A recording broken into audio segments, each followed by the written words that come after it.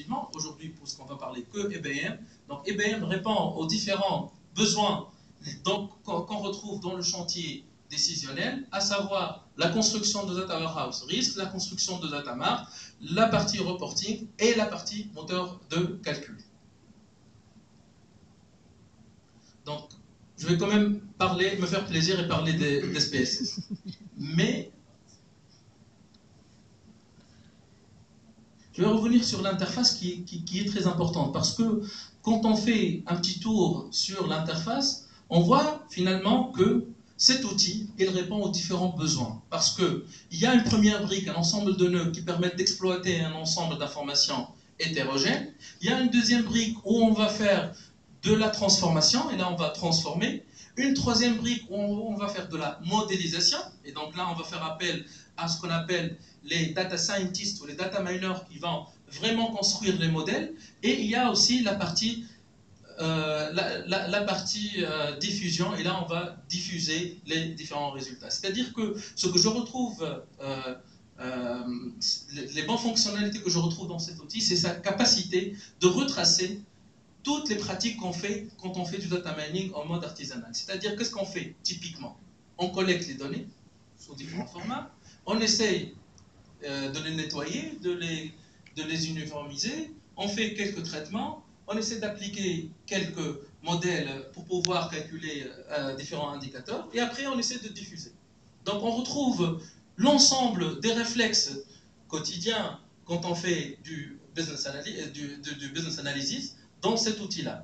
Et en plus, il utilise la méthodologie qui est très connue, c'est la méthodologie CRISP pour data mining, et c'est une méthodologie approuvée qui permet de mener ce genre de chantier. C'est un outil qui est convivial. Par contre, j'aimerais bien revenir sur un retour d'expérience. Dans la vie projet, on ne va pas trouver les données aussi facilement qu'on le fait sur les démos, et ça c'est connu.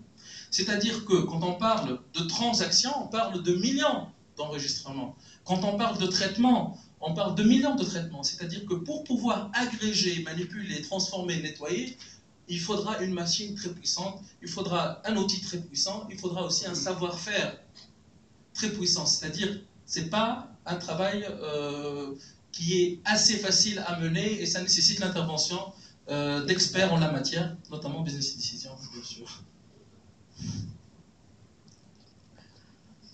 Okay.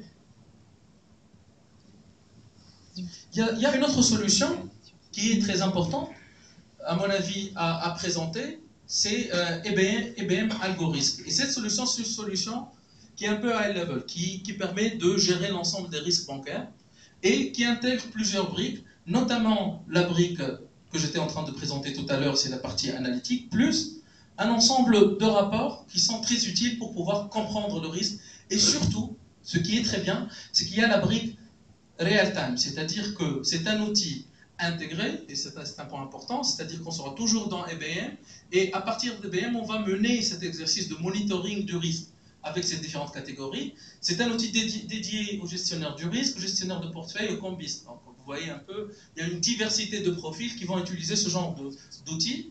Et ce qui est important, c'est l'analyse en temps réel. C'est-à-dire que cet outil permet de faire des analyses en temps réel et de pouvoir prendre des actions en temps réel pour pouvoir augmenter son retour sur investissement, etc. Donc, c'est un outil qui permet de combiner le décisionnel dans son sens strict, c'est-à-dire l'aide à la décision, avec la partie action, avec un ensemble de composantes que je ne vais pas expliciter, qui permettent de charger les données, de chercher les données, de les traiter, d'extraire de l'information et de pouvoir la diffuser en utilisant différentes composantes de reporting. Donc, j'espère que j'étais court dans ma présentation. J'ai essayé de partager avec vous un retour d'expérience IBM par rapport à différents projets réglementaires en relation avec BAL2. Ce qu'il faut retenir, c'est que l'outil IBM, c'est l'un des leaders en termes de gestion du risque et qu'il permet de couvrir toute la chaîne avec ses différentes composantes. Après, pour le chantier, l'outil, c'est une des conséquences d'un ensemble de réflexions. Il faut réfléchir sur la problématique au sens large. Il faut réfléchir sur les différents lots et les priorités. Il faut réfléchir sur les méthodes de calcul que je veux implémenter. Ensuite, il y a plusieurs solutions qui permettent de répondre. L'idée est de choisir la meilleure solution qui répond à nos besoins. Merci beaucoup pour votre attention.